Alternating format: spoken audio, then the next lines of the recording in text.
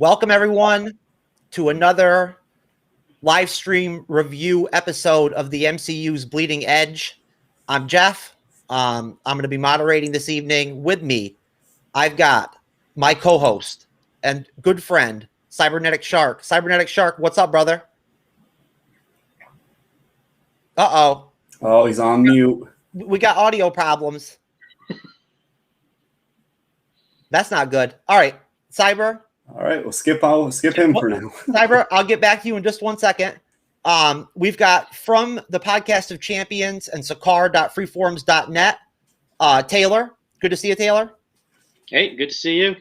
And we've got a new face on the program. We've got Grayson from the podcast B is for Brutal, an MMA podcast that he does with his girlfriend, Deja, who's a very kind and decent person who I've enjoyed talking to and getting to know. And he's also the host of the Kloss show that I actually was on recently, and apparently was well received.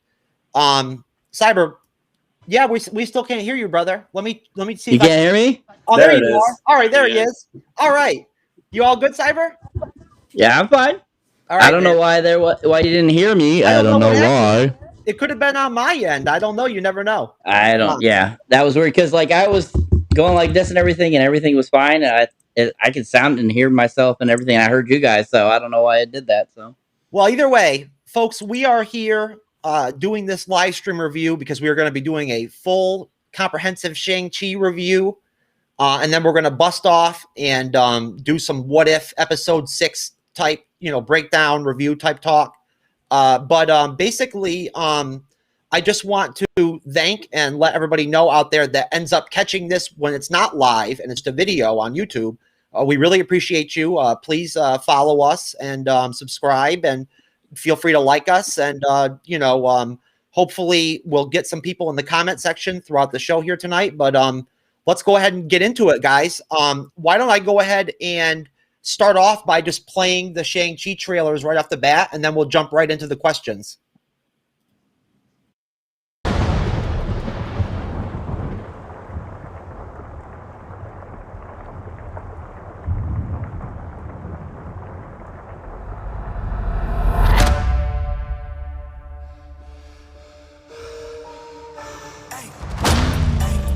I gave you 10 years to live your life.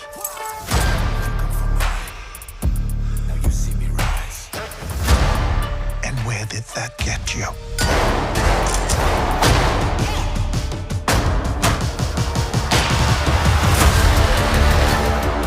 You walked in my shadow.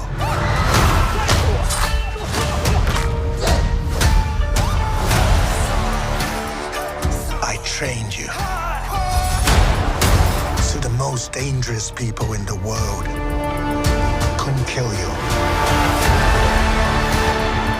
Son, it's time for you to take your place by my side. You better watch out, 'cause it's my time. That's not going to happen.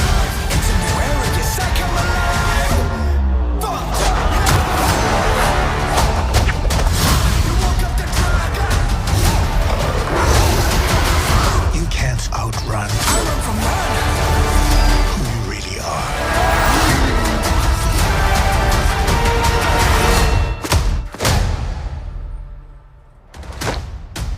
You.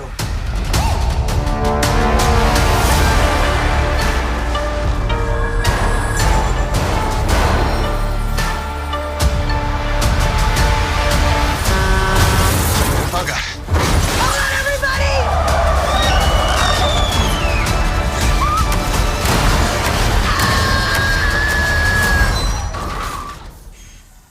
We make a good team. Throughout my life, the 10 rings gave our family power. If you want them to be yours one day, you have to show me you are strong enough to carry them.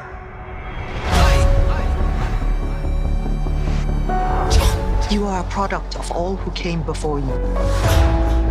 The legacy of your family. You are your mother.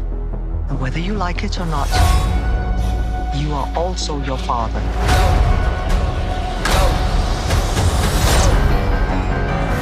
I told my men they wouldn't be able to kill you if they tried.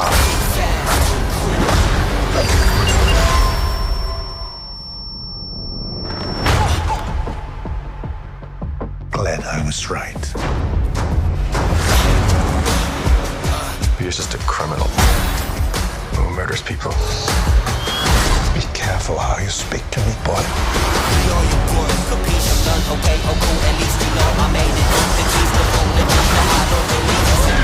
I thought I could change my name. Start a new life. But I could never escape his shadow.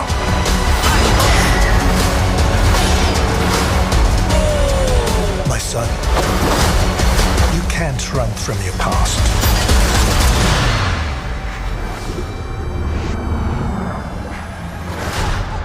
Is this what you wanted?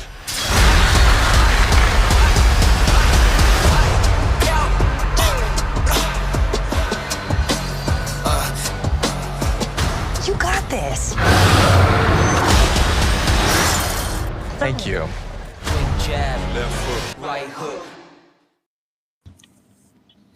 All right, excellent.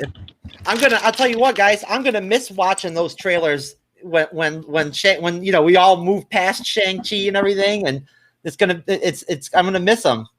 I really like those trailers. I really like the music in that second trailer. I like that track. But to start things off, going right off the trailers, I want to go to you, Grayson, right off the bat, because Grayson is kind of like an MCU novice.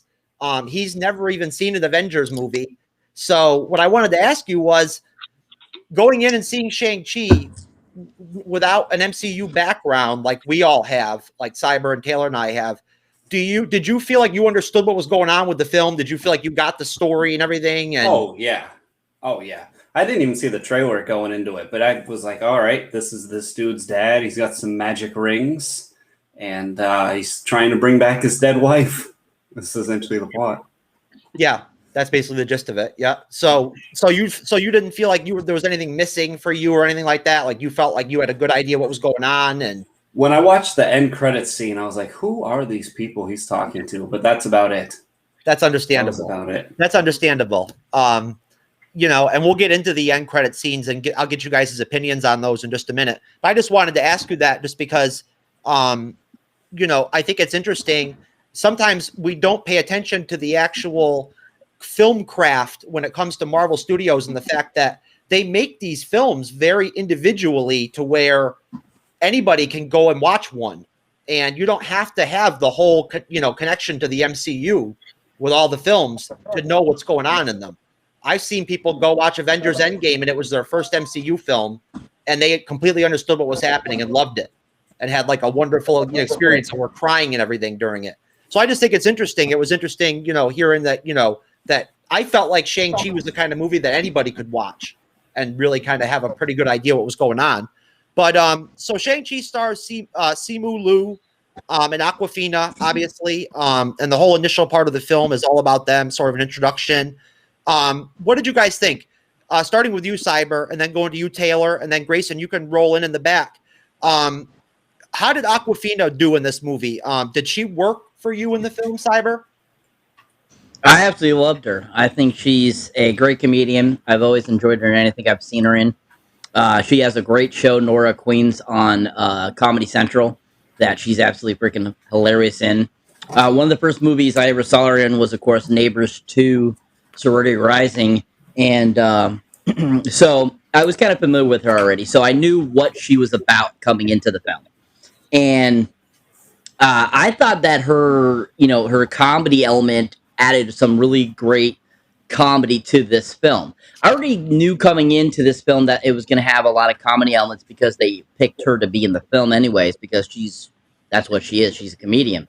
But she also proved that she has a really good sincere side to her too as well in the film. I liked that she did have some serious elements to her along with the comedy throughout the film. So I really enjoyed her, and I thought she did a good job.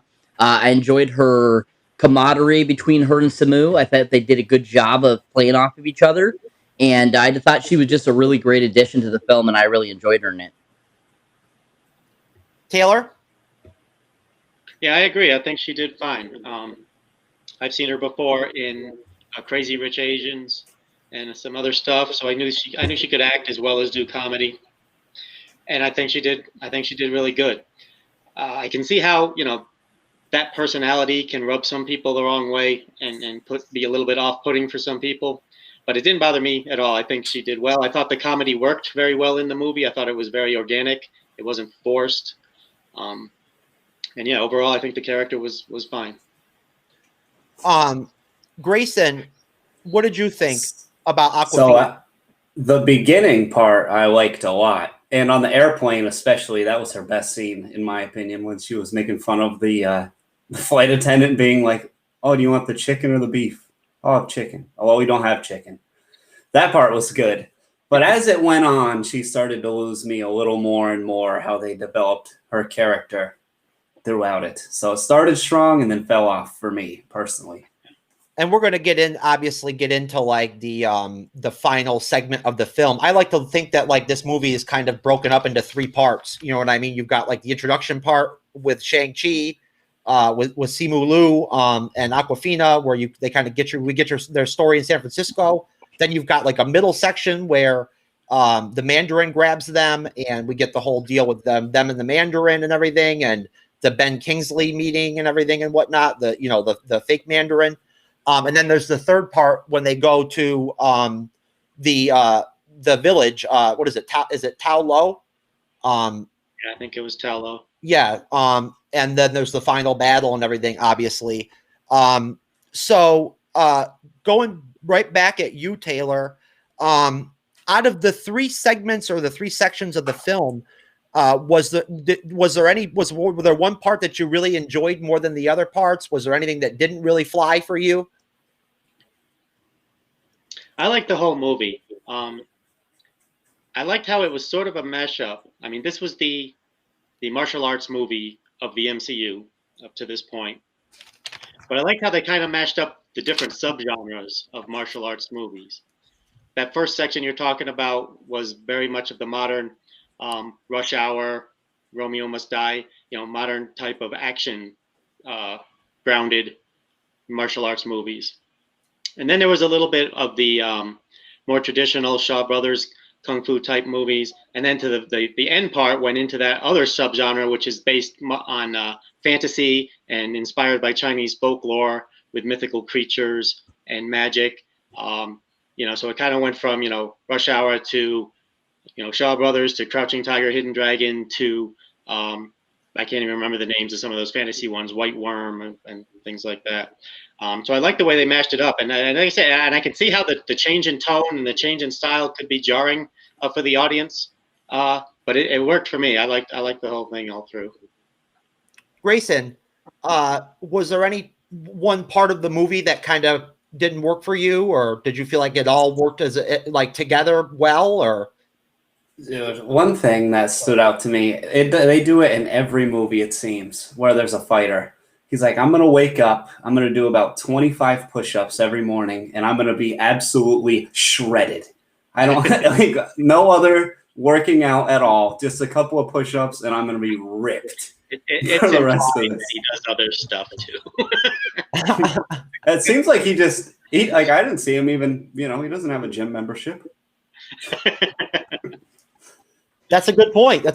I mean, he does look really freaking like ripped and jacked. Oh, yeah, he's jacked. Without question. The whole time. So, as far as the breaking the film down into again, like 3 segments, Grayson, was there one segment of the film? Was it the introduction? That you liked? The intro was my favorite part because the best fighting scene was in the beginning in the bus. Yeah. That was the best fighting scene to me.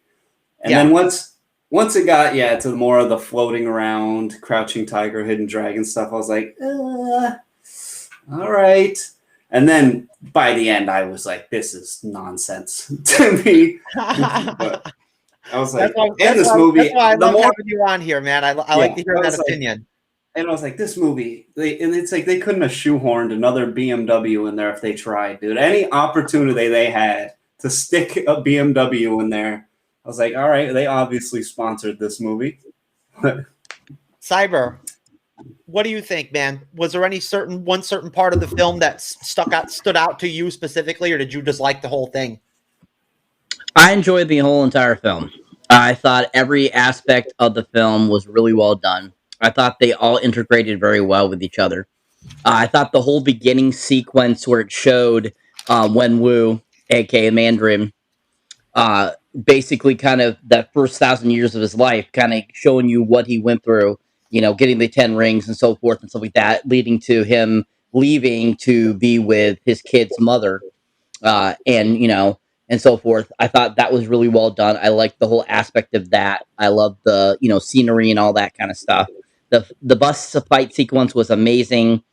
Um, that was really intense. I thought every aspect of that was really well done. Even the CGI work in that scene was very flawless too, as well. And I was really impressed with how that looked. At sometimes some of those scenes, sometimes you can really tell they're very CGI. This one, they did a really good job of incorporating it all together and making it very smooth looking, which I was really impressed with.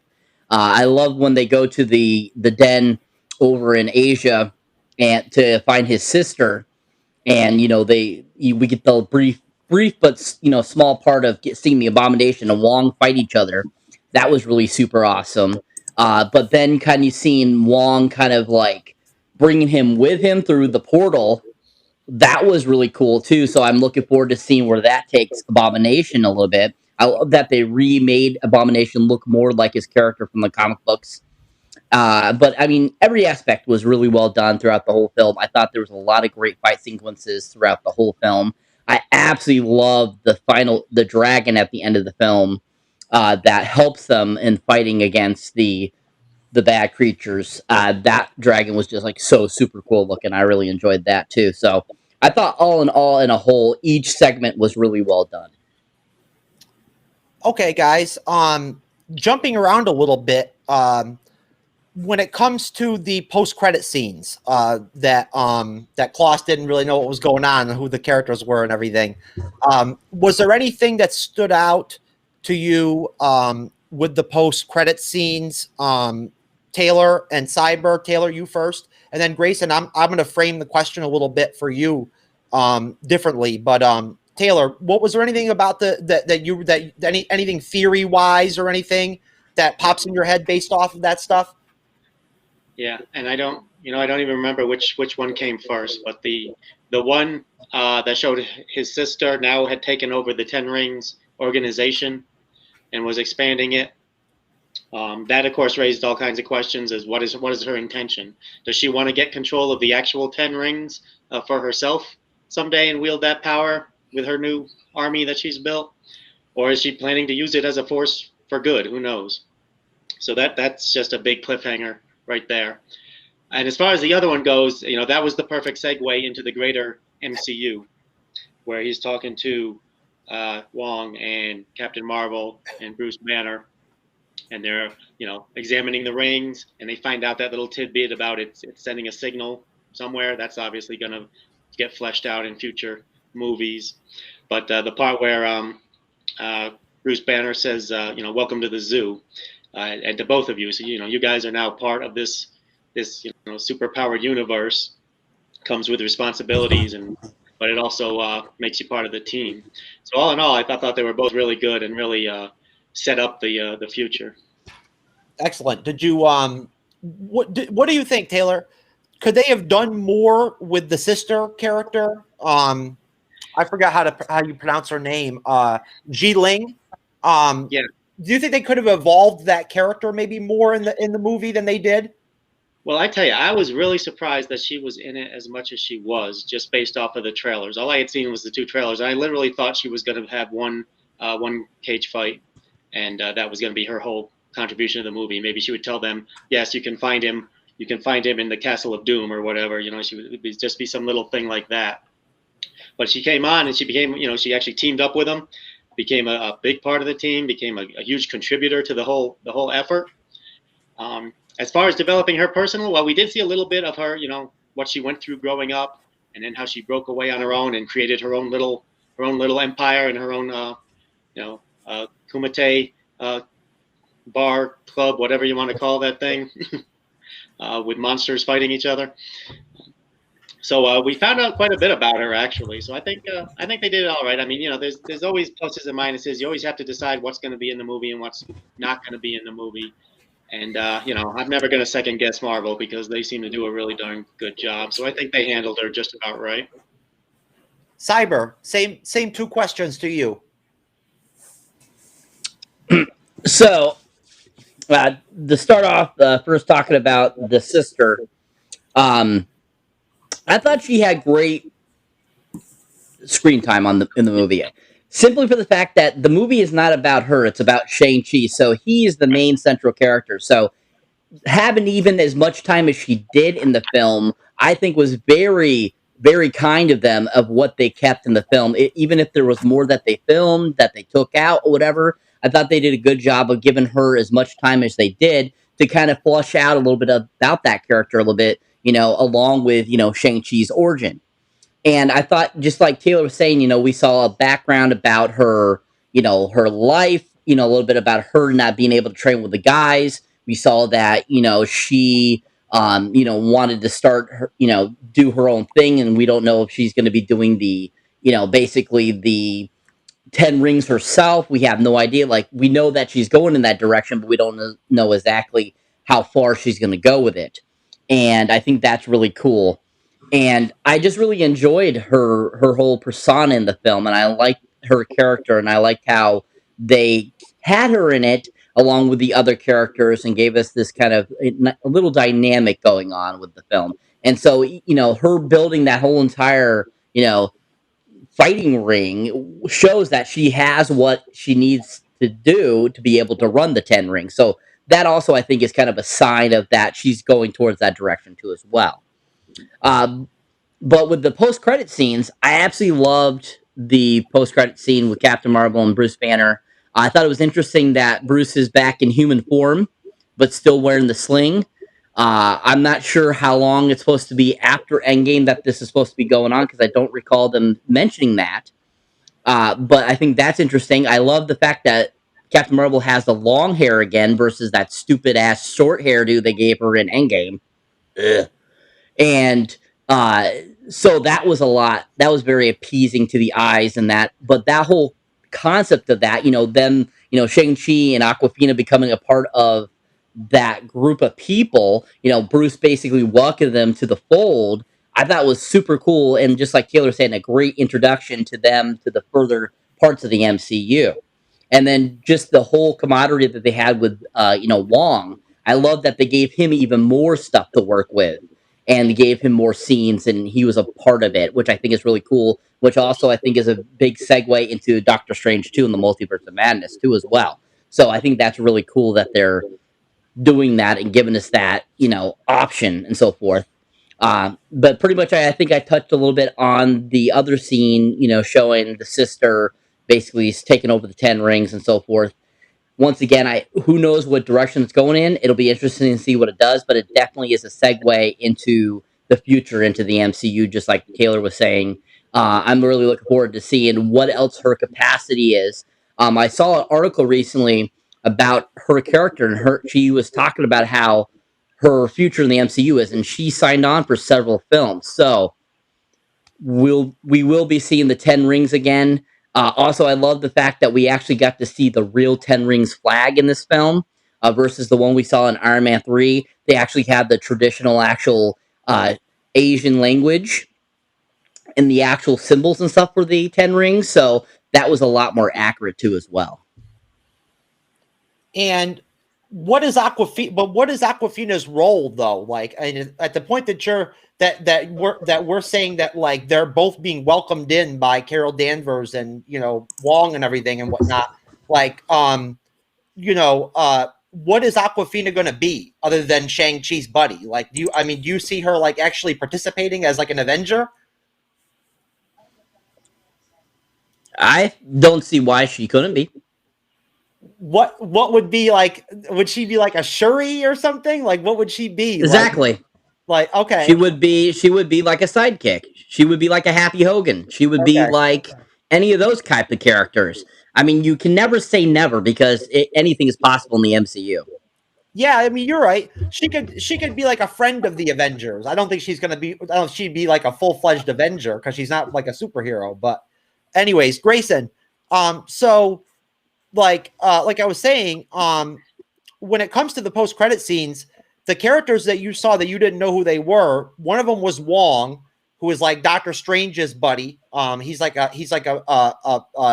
sorcerer. And then the chick was Captain Marvel, Carol Danvers, Brie Larson, and the other guy was Bruce Banner, the Hulk, but in his human form. So that's what was going on. What did you think? Not knowing who, like, who those people were and everything. What did you think of those end credit sequences, Grayson? Did you just not? I mean, I was like, I just kind of assumed they were the Avengers. I was like, these are probably some of the Avengers here. And I knew the one guy was Mark Ruffalo. I didn't know who he played, though. I was like, well, that's Mark Ruffalo. He's probably in there. So I just was like, I guess he's part of the team now. He's going to go fight some bad guys. And then I figure, this is my prediction, what they're going to do with his sister's character.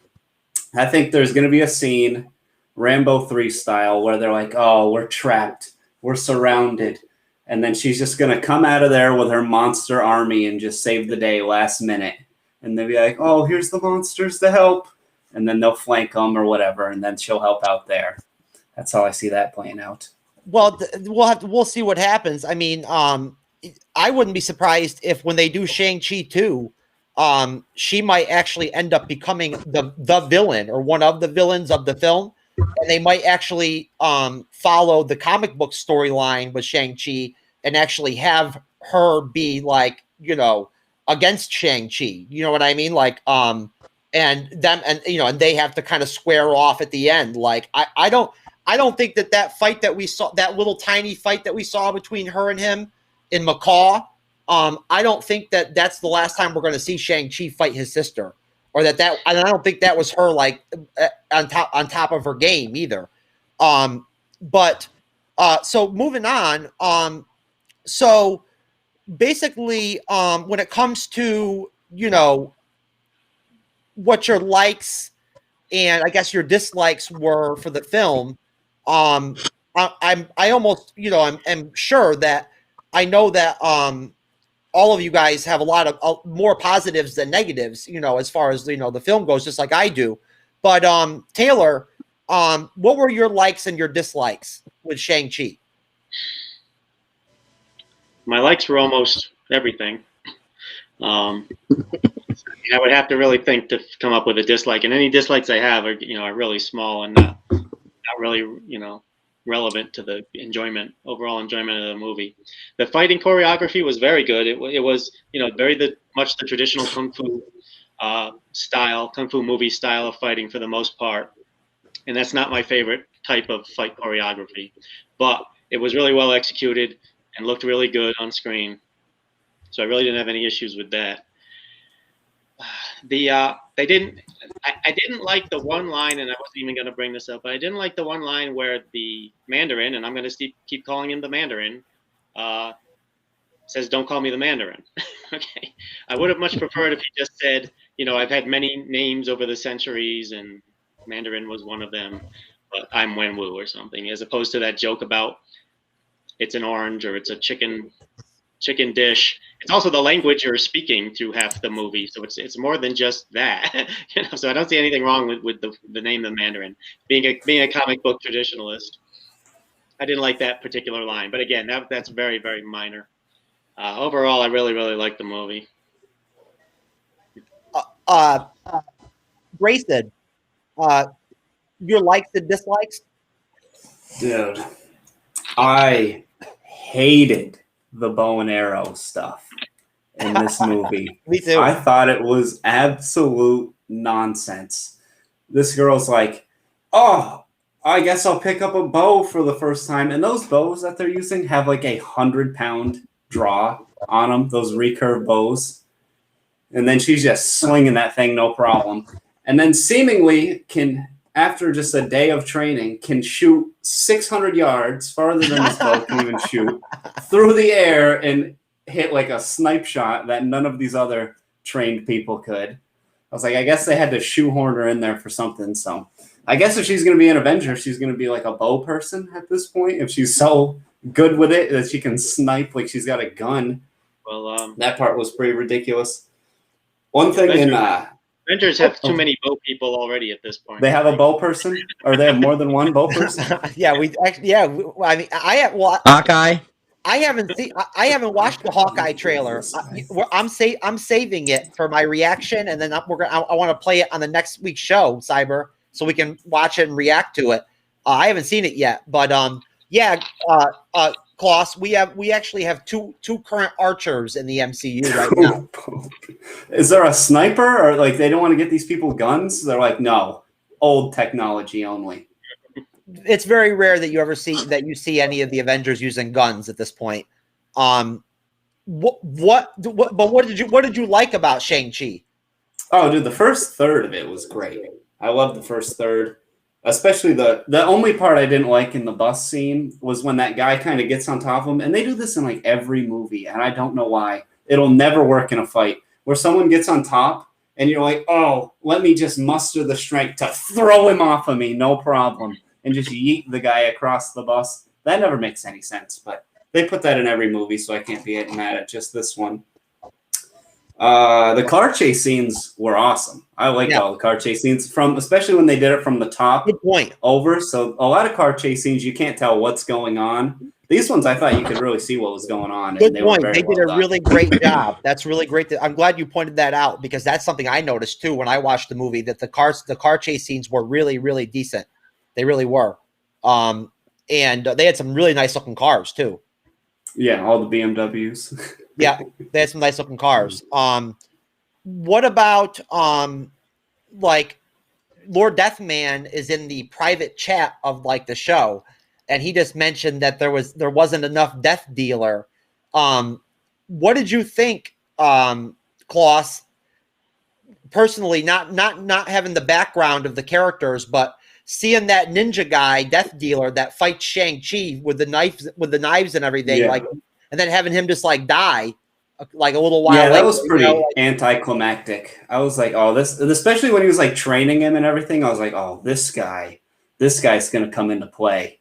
He's gonna come into play, and then he just got schwacked by some like brain eating thing immediately, and I was like, oh, okay, well, that's it for that guy then. So. Well, there you go. Cyber, what do you think, man? I mean, I'm not trying to poke holes in Shang-Chi or whatever, or try to like overemphasize a small thing or something like that.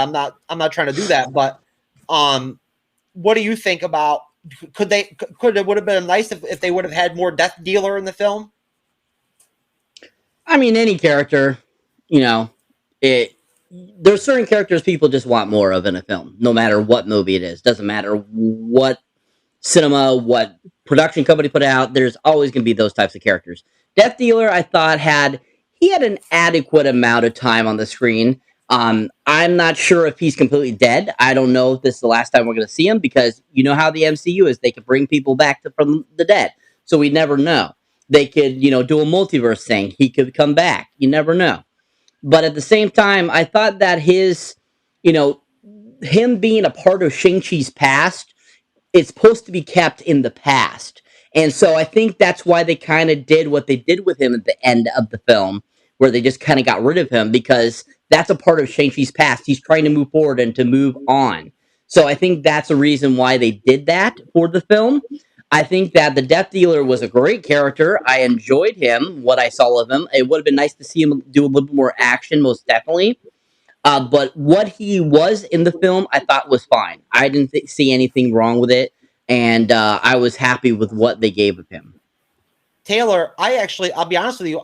My favorite fight scene from the movie is the Death Dealer versus Shang-Chi fight scene. That I thought that was the best fight scene out of in the whole movie. Personally, when they were fighting with the knives and everything, I love knife fighting. I love seeing somebody fight another person with a knife and like defend themselves without any weapon or whatever. I love seeing that. But Taylor, again, if you could change it, do you think maybe from a fan service standpoint, it would have been nice if we would have got more Death Dealer?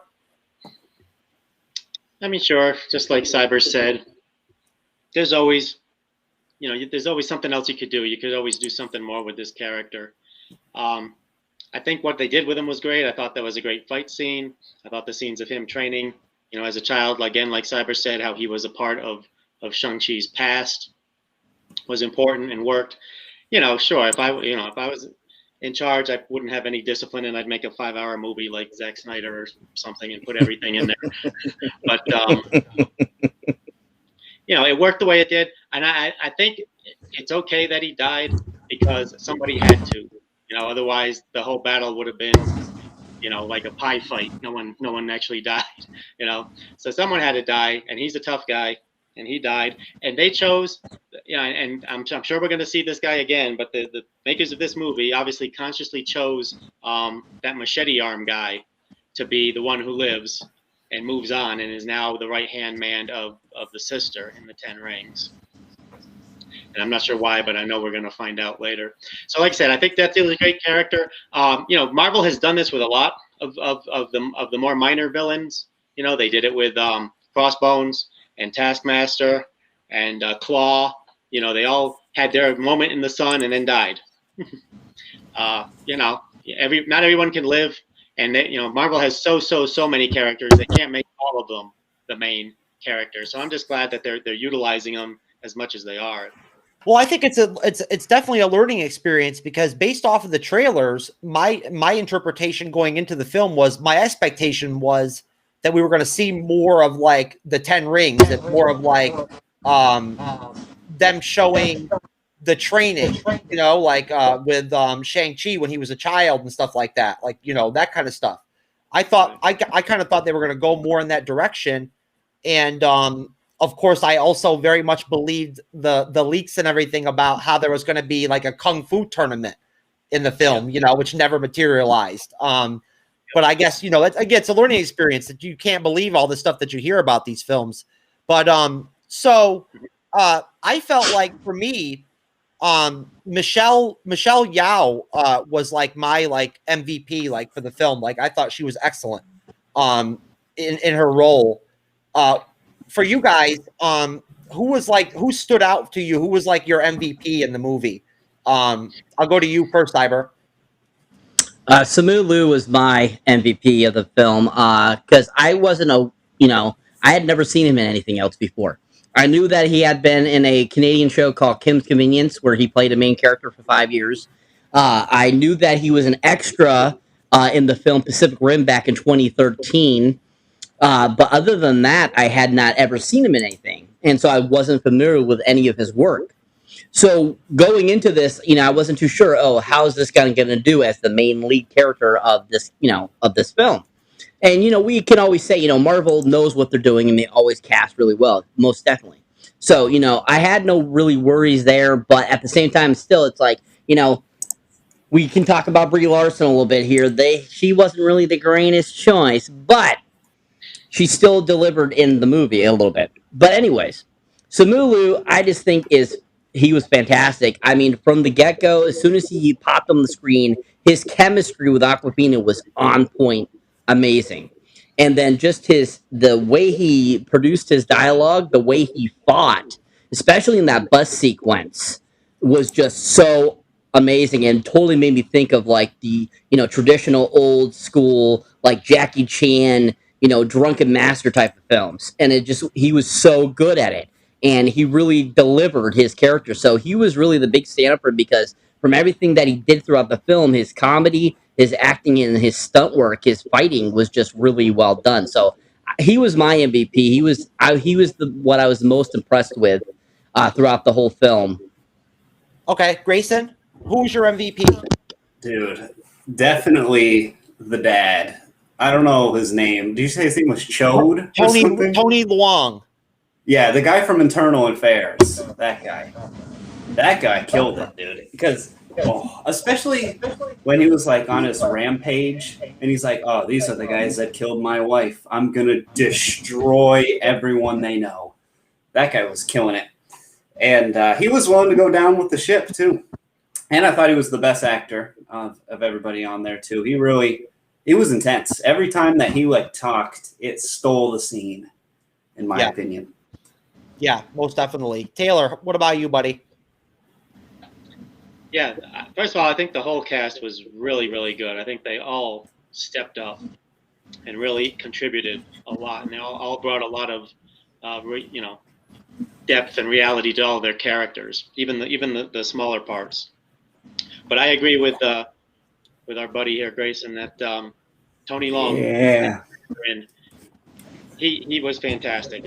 I mean, this movie was largely his story, of his life as a conqueror and a warlord, finding the dream girl in the magical land, becoming a father, playing Dance Dance Revolution with his kids. Wife gets killed, goes back to the dark side, slices up those guys, starts training his son brutally into to be a killer and all that, and then is driven by the soul sucker monster trickery to believe his wife is alive, and goes to conquer Tao Lo and get his wife out of that cave, and gives his life trying to do that. I mean, what an arc, what a story right there. And he's the villain. He's not even the star of the movie, and he executed it brilliantly. I mean, great actor, the intensity, the delivery of the lines, and this of course goes to the writing also, but not too many lines. He was relatively quiet guy. He wasn't making a lot of James Bond villain speeches about his plan and what he's going to do, how he's going to execute everything. No, he just went about his business, and he did it. So yeah, he's the MVP by definitely. Yeah, there's no question that, like, I don't know if it's Tony Long himself or the acting in the movie, but there's this clear indication that him having the rings makes him like extremely confident, like wherever he goes. You know what I mean? Like, which I don't blame him. But what do you guys think about how the 10 rings looked visually? Grayson, what did you think about how they looked when they were actually put in play and the Mandarin used them, and in the final battle scenes when Shang-Chi fought the Mandarin, what did you think about how the rings looked? I feel like they're kind of underpowered, honestly. I was like, all these things do are just like shoot energy at people. Like, I don't know. It just seems like there's better superpowers out there. And Tao Lo sounds like a great dish. Like, I feel like if somebody's like, you want to get some Tao Lo, I'd be like, oh, that sounds good. I could go for some Tao Lo.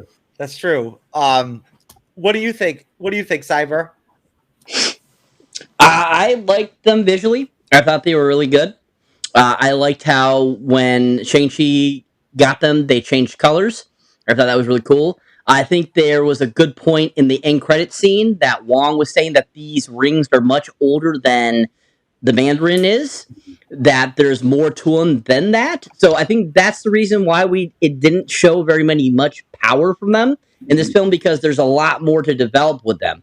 I honestly think that the 10 rings are going to become like the Infinity Stones in this next couple phases of the MCU. I think they're kind of going to become the next big threat that if somebody gets them that has enough power could, use them for, world domination.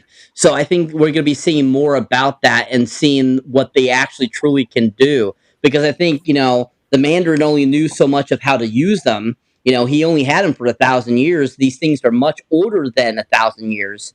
And who knows? They could be alien technology. They could be, maybe they're from the Eternals. Who knows? Maybe there's something that is even more grander than that. So we don't know. So it's going to be interesting to see what they do and see where it comes about, what exactly the rings really are. Taylor, what did you think about the 10 rings? Well, when I saw the trailers, being a Silver Age Comics guy, I was a little disappointed because I'm used to the actual 10 rings with all the different powers that the Silver Age Mandarin used to use. Me too. But I was completely wrong. The way they used them in this movie was brilliant, and it was extremely cinematic, as opposed to what the rings on the fingers would not have been cinematic like this. I mean, I was trying to, while I was watching the movie, I was trying to count how many different ways they used these things, and they used them.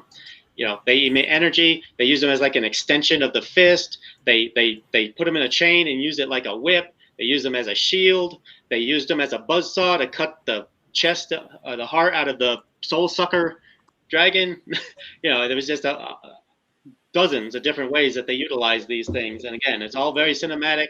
It's all seemed to be kind of, inspired by a lot of the traditional Chinese kung fu, different types of weapons that you see in the Chinese kung fu movies. I don't know if they're actually real or not, but I thought it was brilliant. I thought it looked great on screen. I thought it was really cool how many different things they could do with these 10 circles, which is what they were, 10 circles of metal, and yet they were able to do all these different things, and it looked really great. So I was very happy with the 10 rings. Yeah, I mean, I was too, and I think you're right. I think that when you really think about it realistically, and you could fly with them. I left that part out. Yeah, if they had tried to pull off the comic book accurate 10 rings in the movie, it would not have worked. It wouldn't have. It would look stupid as hell. Right. And he threw them like boomerangs, then they would come back to him. It was just incredible how much stuff they did. Yeah, no, it was great. It really was. And I'll tell you, Grayson, honestly, I have some of the same complaints with the film that you do. The bow and arrow thing with Awkwafina, I think, is like ridiculous. I don't know if they're trying to say that maybe because of like her Chinese heritage, maybe or something, she has these latent abilities or something like that. I don't know, but like one thing I will say about Awkwafina is I think that you got to take into consideration that they obviously brought her in as like a buffer to work with Simu Liu, they brought her in for comedic reasons. Go ahead, Taylor. I just want to say, writing 101, the reason Batman has Robin is because the hero has to have someone to talk to. All right. And they chose her because, the buddy cop thing, the chemistry, she has the sense of humor and the observations. She's grounded. She's very street, very real world grounded. As all this magical stuff is going on, she keeps it grounded. Plus, again, as he goes through all of his journeys and challenges, he has to have someone to talk to for exposition purposes. And go ahead. Go ahead, Grayson. No, go ahead. I almost wish they would have had her be more like in awe of what was going on, because she seemed to just take it in stride. Like, imagine you are in San Francisco and 3 days later you're in a magical forest. I would be like, what on earth is this? This is crazy. But only for like a second she was stunned in like the bus scene. That was about it. And then after that, she just seemed to be like, okay, I guess everything's ridiculous now. There's animals without faces. Hey, and I'm not surprised at all. She's about it, man. She's about it. That's Awkwafina, baby. Well, yeah, the dialogue between the two was great, though. Yeah. This is the MCU, so it's not the weirdest thing that's happened. Like every night on the news, you're seeing Hulk and okay. alien invasions and Ant-Man. Ant-Man was Giant Man, came out of San Francisco Bay in one movie. So it's not that unusual in San Francisco these days. Oh, okay. So in this world, people are just kind of used to craziness. They know like the Hulk and that. Right. Yes. Oh, okay. And I had one question. With the original 10 rings, I tried looking it up, but I just got some pictures. What all did they do? Like, did they have some extra? Each one had an individual power. Each ring had an individual power. Yeah, each ring had a different power. One was like freezing. One was like heat. One was like could move objects. Magnetism. Yeah. Energy blast. Yeah, like some of them have like mind control and stuff on this picture. Yeah. There's like gods that are trapped in each ring. Like okay. From the but I mean it's a long story. It has to do with the McLuhans, and we might get the McLuhans later on. We'll have to see what happens with the post-credit scenes. You never know. That for me, the post-credit scenes really helped me a lot with the film, because I felt like one of the things I didn't like about it was the lack of the MCU connections in the film. And so for me, I felt like they really paid that off with the end credit scenes, both in both of them, because it'll be interesting to see where the sister goes with the 10 rings. And then of course, it'll be interesting to see where this whole cosmic, part pops in. But basically, you know, as far as the Shang-Chi film goes overall, as like, I guess probably like your last remarks, basically, like to kind of wrap things up, starting off with you, Cyber, is there anything that you want to point out specifically about the film that we didn't talk about or anything like that? I would love to talk about Trevor Slattery. Oh my God. He was absolutely freaking hilarious bringing him back. And the fact that they brought him in and he mentions, he says, yes, I'm an actor. I'm an actor. That was freaking hilarious. And I absolutely love that they brought him back and had him like, he's able to speak to the no-headed creature and he helps them get to Tao Lo. And oh my God, that was like freaking amazing. Because I never had problems with him in Iron Man 3. I thought he was hilarious in Iron Man 3. I absolutely loved that they had it where he was this actor. He was pretending to be the Mandarin. I like that concept. I thought that was really funny, you know, because I know a lot of people were up in arms about him not actually being the real Mandarin. And I absolutely loved that he got brought back in this and pretending to be, you know, him being, you know, mugged, basically being, you know, stolen from prison by the actual real Mandarin. And then he's actually there, like, doing his thing and stuff like that. It was absolutely hilarious. But yeah, also, I mean, you know, Abomination being a part in that one scene, getting to fight Wong and Wong taking him back, basically, which we don't know why he was going back with him into the portal wherever he was going. But still, that was just great to see that fight sequence with them. And I thought that was really cool that even though it wasn't a huge scene, it still was just nice to actually see the Abomination again since the Incredible Hulk. And it just was a really joy to see that. I mean, there was so many great things about this movie. And, you know, like I said, I can't say enough about the dragon at the end. The dragon that ends up saving Shang-Chi in the water, brings him up, and then fights the giant, you know, master creature thing. I forget what they were called. But still, like, I thought that dragon looked so cool and just like kicked butt, and I just really enjoyed the whole entire movie. Grayson, Yes, sir. last thoughts, last comments on Shang-Chi. You know, I kind of wish they would have killed one more good character, and that last part, give it a little more weight. But one thing that I did like is I was afraid that after they killed the big monster, that all the souls were going to like go back into the people, and they were going to get back up, and none of it really mattered. And I'm glad they didn't do that. I'm glad that some people stayed dead, because it kind of gave some weight to what was going on in a much better way than just being like, oh, and everything's okay now. But yeah, they could have killed off Ben Kingsley. I wouldn't have mind that. I was just reading here that the guy, because I looked up Abomination. I was like, who was that? I guess Abomination was played by Tim Roth. Yeah. Yes. I was like, I don't even know. That's like, they had to probably have paid him and to do like 2 words. I don't know throughout the whole movie. But he's a great actor. If you could make some money like that, there's nothing wrong with that. Oh yeah. If I'm Tim Roth, I'm taking that role 10 times out of 10. Yeah. No, Grayson, believe it or not, Tim Roth, there was in the Incredible Hulk that came out years and years ago. You actually see Tim Roth, and then he becomes the Abomination. You should check it out. It's the Incredible That's Hulk. the one with Eric Bana? That's the review that you watched from us. Yeah. No, Not the Eric Bana one. Edward Norton. Yeah, Edward Norton. Oh, the Ed Norton one. And that's when Hulk and Abomination square off. But Taylor, last thoughts on Shang-Chi? Well, I'm with Cyber. I mean, they very could have easily done it in a different way and not used Trevor, but I'm glad they did. You know, Ben Kingsley is an incredible actor. The character is very amusing, so I was perfectly happy with that. And I mean, this is such a rich movie, and like you said at the beginning, you know, there's these 3 acts that are all very different from each other. We've hardly even talked about Tao Lo and the magical lions and the foxes with many tails that look like Pokemon, and the dragon. Like, I mean, Cyber talked a little bit about the dragon and the soul sucker and the demons and the dragon armor, the dragon scale armor that they were using, and then the battle between the 10 Rings and the Tao Lo folks, and the incredible Michelle Yeoh teaching Shang-Chi some more fighting techniques to use against his father. I mean, it was just so much happening in a relatively short movie, which just goes to the the writing and the editing and the directing of the movie and how great it was.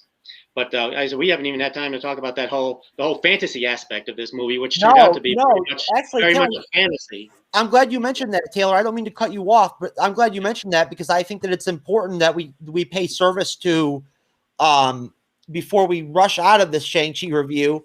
I think it's important that we pay service to that fantasy angle, like you said, and the whole like deal where the Mandarin fights his wife and everything, and they have that fight where they're flirting with each other and everything and whatnot. Like that was really great. I loved that. Like I thought that was really like cool, and I loved the way it looked. I loved Tony Leung, like his acting during all that, like his facial expressions and everything. Like during their fight, she was able to control the 10 rings. Like which is kind of crazy. And I honestly, the actress that plays Tony Leung's dead wife or whatever, she got a lot of screen time. She was she was a big part of the story. So I mean, Taylor, anything on that? Yeah, no, I agree. And again, it added so much to the Mandarin's story, his whole arc. I mean, we basically saw his whole life in this movie in a nutshell. And the scenes that you're talking about, the fight with the wife, and again, the scene with Michelle Yeoh doing the, I don't know how much fantasy Chinese folklore martial arts movies you guys have seen, but I've seen quite a few of them. And that thing where they move and the leaves blow all around them like that's very much a trope in those type of movies. But it was done, again, done here probably as an homage and done very well. And, of course, she was the sister of the Mandarin's wife, so she had a very personal stake in it. And I've been a Michelle Yeoh fan for years. Before some of you guys were born, I was a fan of Michelle Yeoh, renting VHS tapes from Blockbuster, and Michelle Yeoh movies from Hong Kong. So, yeah, I thought it was really good. And I thought the world building in Ta Lo was great. Now, I have seen some people online complain a little bit about it, that it seemed a little bit too small. And that, the battle wasn't big enough, but you can't do a Lord of the Rings battle in every movie. You have to have some limits, especially in a origin story like this that's going to build to bigger stuff later. So yeah, I was happy with it. I didn't know she was in Tomorrow Never Dies. I didn't realize that. Yes, she's a Bond girl. Was she on Agents of S.H.I.E.L.D.? No. Okay, I'm thinking of somebody else. Ming-Na Wen is on Agents of S.H.I.E.L.D. Oh, okay. She's a star in Agents of S.H.I.E.L.D. Yeah, she plays Agent May. So she was in a Bond movie. Did she get naked? No. Oh man, that's too bad. But she was a Bond girl, and she was cool. Lord Deathman knows what I'm talking about. She's done a lot of movies with Jackie Chan back in the day too, and a bunch with Cynthia Rothrock too. I know that I've seen some of the stuff that she did with Jackie Chan like back in the day. Okay, well, listen, we're going to basically wrap this Shang-Chi review up. And I got a quick Jackie Chan question. What was that Jackie Chan movie where he's like driving the car down all the roofs? You know what I'm talking about? Oh. It was a good one. I saw it recently. It was awesome. I can't remember the name to look at that. Was that one of the Hong Kong ones? Was it like Super Cop? Or I'm trying to think what was the name of that other one. No clue, Kloss. We got nothing for you on that, brother. Let's see. Yeah, how many movies he's been in that he's drove across buildings in movies? Do you want to plug? You got to give something more specific, brother. Yeah. Whatever. Anyways, you want to plug the podcast? You want to talk about your show and plug the podcast and everything before we let you go, brother? Yeah, I got B is for Brutal. If you guys like MMA, UFC, boxing, whatever, I talk about it all on there. And then I've got the Kloss show, and it's not for the faint of heart. So if you're easily offended, do not come to the Kloss show. Or if you want to be a hater, come on over and leave some hateful comments. We're always welcome to that. But thanks for having me on. It was a lot of fun. I learned a lot more than I thought there was to this superhero movie, which was very interesting. I was like, dang, this shit's deep. No, it was interesting having your perspective, based off of your experience with the MCU and everything. I think it was a very valid thing to have you be a part of the show. But we'll have you on again soon, hopefully. and I'll be on the Kloss show hopefully soon too, and we'll talk some shit on there. Oh yeah. Get into some R-rated, X-rated type material. Oh yeah. But all right, I'll talk to you later, Kloss. Peace. Peace. All right, so Taylor, Cyber, what if episode 6? And I'm really just kind of like gonna play it loose with this as far as how we're gonna, go around the table on this episode. I'm just gonna basically have some really short, concise, very direct, simple kind of like topics and questions for you guys. But just to like set things up, in what if episode 6, the whole premise of it, or the title is, what if Killmonger rescued Tony Stark? And it's a very simple, it's not a complicated story with the episode. It's essentially Killmonger shows up and saves Tony from the 10 rings. And instead of becoming Iron Man, Tony ends up becoming almost like partners with Killmonger. And at the same time, Killmonger is like doing all this to use Tony, and he has the same motivations he had in Black Panther, basically similar, and so basically, going to you, Taylor, what for you were kind of like what for you were the highlights of the episode? What were like the things that you didn't really care for? What were your overall thoughts on the whole episode? I liked it. It was a good, solid episode. It was well written. I liked that they had a whole lot of MCU characters. Like seeing Claw again. It was, there's nothing I disliked about it. There's just nothing special about it, in my opinion. It was a pretty standard. What if? Here's another story that set in the MCU. If something had happened completely differently, it could have unfolded this way, and it was executed just fine. It was entertaining. But that's really all I can say about it. Like I said, it was well written. I love the animation in this show. It was fine. I loved seeing all the different characters, General Ross and Pepper Potts and everybody in Wakanda, Claw, and seeing how some of the locations that we'd seen before in the movies showing up again here, I thought was really good. But like I said, it was nothing mind blowing about it. Like the Doctor Strange one, I think was a little bit more mind blowing than this. The Captain Carter one, I thought, had some really cool aspects to it more than this one. But overall, solid episode. No complaints. Cyber. This was my least favorite of all the episodes so far. I actually was bored by this, actually. I didn't think it was entertaining. I mean, there was a few entertaining things, like bringing back Claw. I loved the fact that they brought him back and that Andy Serkis did his voice again. I thought that it was interesting that they, but pretty much like it was only Michael B. Jordan, Andy Serkis, and I think Angela Bassett that did the voices again for the characters. I think they had everyone else was. Back. I think they had pretty much. I think they had almost everybody back, didn't they? No. Oh no. No. Well, it wasn't Robert Downey Jr. I know that, but I'm not sure who else wasn't real. That's true. Pepper Potts wasn't. You're right. Happy. I could definitely tell that was not Gwyneth Paltrow. Yeah, I think Happy Hogan was John Favreau. Still. Yeah. And like I said, Michael B. Jordan did Killmonger again. And Don Cheadle was Rhodes. But pretty much everyone else was not who played the original characters in the film. But yeah, overall, I thought it was the worst episode of What If so far. I just didn't care for it. And I even think like I said, I got bored by it. I was literally sitting here watching and going, what did I just watch? And, because going from the zombie one and even the Doctor Strange one, it blew me how they went from a total 100 to all of a sudden kind of like a 62, 63, type of deal. It is surprising, Cyber, because we were just talking about this on the Podcast of Champions the other day. It really felt like there was momentum going with the series. Like that's how I saw it. I was expecting that we were going to be seeing like the best of the episodes, like towards the end of the episodes. So I was kind of surprised. This was kind of a dud for me too. I was kind of like not impressed by the story.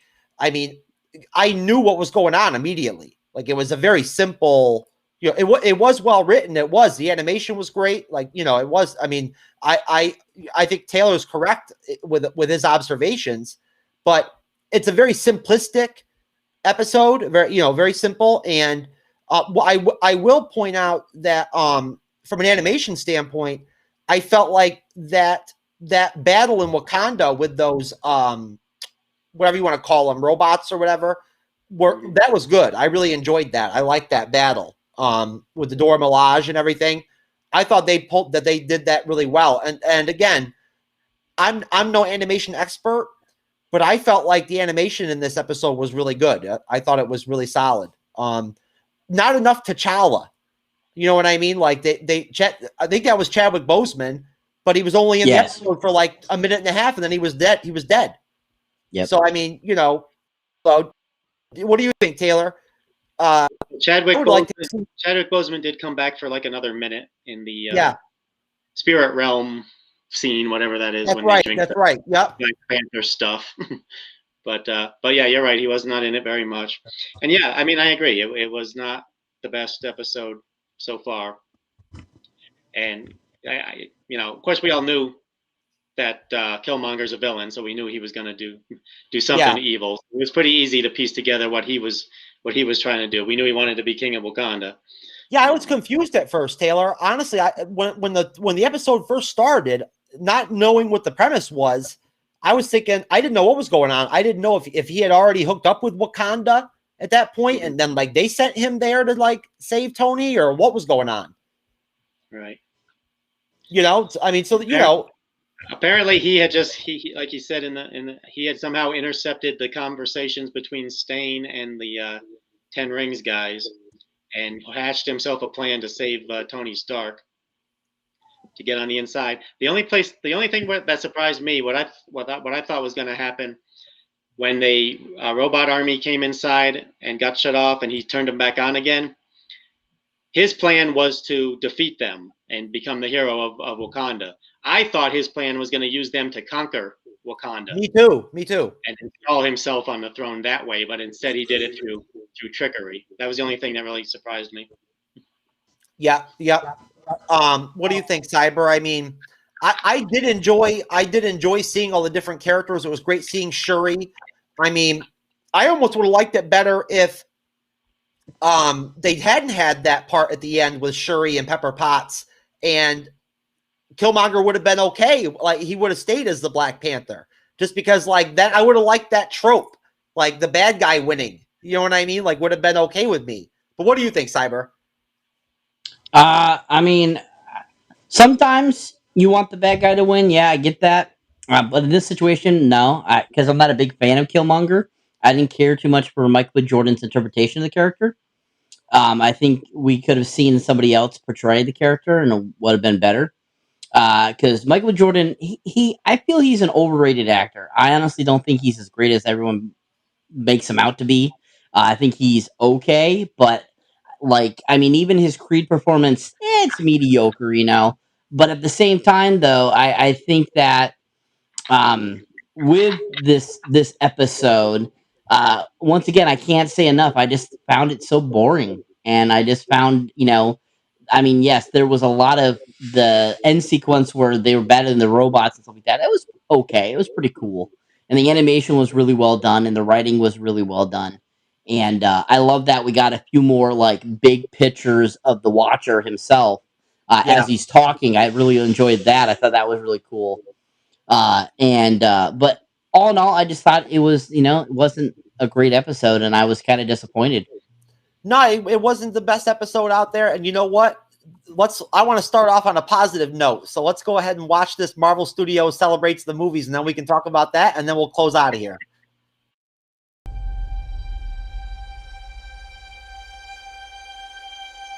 I love being with people. It's the most incredible thing in the world. What are you doing? Oh, this is nice. That world may change and evolve, but the one thing that will never change, we're all part of one big family.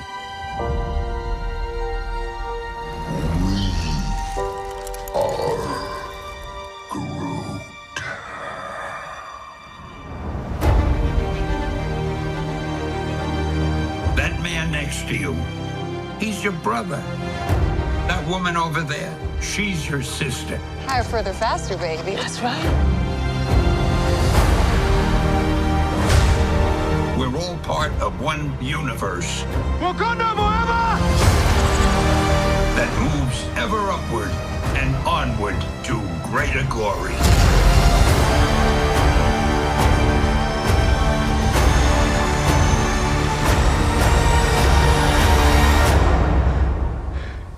On your left.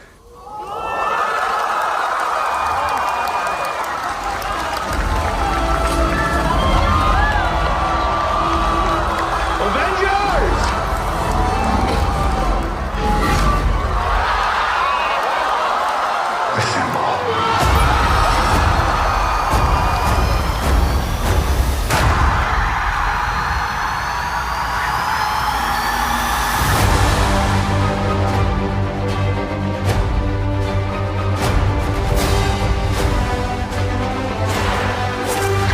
I've lived a lot of lives.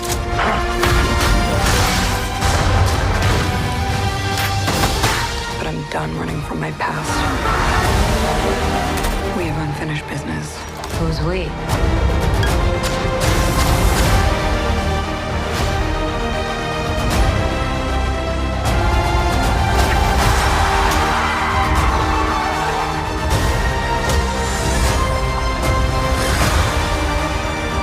When you love something, you fight for it.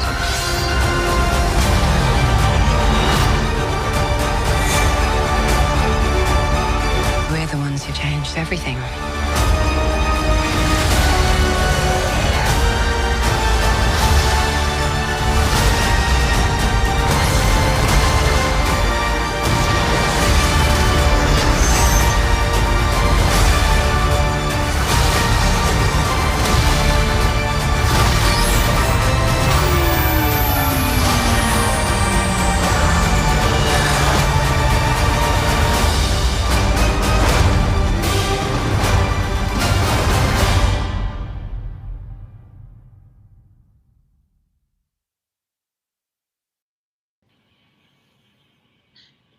That shit is cool, isn't it, Cyber? Not bad, not bad. I mean, it's pretty much just showing images from everything else and the reactions to Endgame. I could care less about other people's reactions. All I care about is my reaction. That's Yeah, but what I the care Stan about. Lee introduction is great, right, Taylor? Yeah, I thought it was great. I always love hearing Stan Lee. Stan Lee is an icon, and I love seeing all those iconic scenes strung together. I mean, Marvel just does it right. If you're gonna do one of these, a video like this, they know how to do it. It was perfectly edited. Again, hit all the iconic scenes, hit the chill up the spine moment. Oh yeah, I love it that they brought back that Endgame scene with Cap and everything, and Avengers Assemble and everything. That was perfect. And then it rolled right into the current movies. Black Widow. For a minute there, I thought you accidentally were showing the Black Widow trailer, but then I realized no, it was going to Black Widow and Shang-Chi, and then it was talking about the future stuff and showed all the logos for the announced movies, the Marvels and Love and Thunder and all of those. So It's yeah, I thought definitely it was really exciting. well done. It's definitely exciting that there's a lot of really good movies coming up in the next couple months. Oh yeah. Cyber, what do you think, man? I have to imagine even as much as it didn't do that much for you. I like the Fantastic Four thing at the end is really cool, isn't it? Yeah. Yes, that was cool. Yeah, I mean, showing that the future is the Fantastic Four. So, I mean, we know that they're coming. They've been talking about it now. Now that they have Fox, they can use it finally. So we'll actually probably finally get a decent Fantastic Four. That that's what the Marvel fans have been wanting. I mean, I had nothing against the first two that they made with like Jessica Alba, Chris Evans, Ian Crawford, Michael Chiklis. I love those films. I think they were fantastic. I enjoyed them. It was just that reboot that they tried to do in 2016 that was horrible. Oh my god, that movie was just flat out like the worst movie I've ever seen. That was an abomination. That movie was god awful. But I agree with you on the other two. Were fine. I enjoyed them a lot. I got them on DVD. I like them. Yeah. Well, I don't know. I mean, I feel like I hold Marvel at such high standards that I don't see how they can't blow it out of the park with their version of the Fantastic Four. We should start seeing some news here soon in the next couple of months about where the pre-production's at. You know what I mean? Because they should be rounding out the casting, I would think, by in the next couple of months. That should be wrapped up, and they should be, starting to actually plan real production. Because from what I understand, this film is going to come out like at the end of 2023, basically, potentially. And it'll be interesting to see what happens. It'll be interesting to see who they cast for who. I think that compared to, like Cyber said, that last Fantastic Four film that came out, I mean, I just want to see a comic book accurate thing. The way they did the thing in that freaking that last Fantastic Four film was ridiculous. It didn't even look accurate at all. That was terrible. But it'll be interesting to see how they cast that. But no, I really enjoyed that whole video. I love the whole Stan Lee influence. And I thought that was very well done. Marvel's really good at putting together stuff like that. I think they are. I think they're really good at putting together promotional material, trailers, stuff like that. They do a good job. But just to kind of wrap things up, guys, since there's not much really to talk about with this episode of What If this week. And we went ahead and got through Shang-Chi. Taylor, do you want to plug anything? Of course, you're coming from the Podcast of Champions and sakar.freeforums.net. Do you want to shout out anybody or? Yeah, I just invite anyone who's listening, anyone who sees this video, come join us on the forum. It is sakar.freeforums.net. I'm sure Jeff will put it in the thing at the bottom there in the notes under the video. And our YouTube channel is called Podcast of Champions, where we review everything Marvel as well as a lot of other stuff. Not Marvel. We do DC. We do Star Wars. We do The Mandalorian. So we look into all the whatever we want to talk about, and hopefully other people want to hear about. It's run by the Grandmaster and Lord Deathman and Arch Stanton. I'm really just a talking head. They just bring me on to run my mouth when they need me. They're the ones that run the thing, but they do a great job. So I invite everybody to come check it out and join in. Most definitely. And we'll probably, I'm sure, be getting together to do some kind of review for Dune when Dune comes out in a month. So yeah, we're all looking forward to that one. Yep. But we still got to get Cyber on there. We got to figure out how the hell we can. Cyber's gonna have to take a day off on Saturday so he can come on the Podcast of Champions. Yep.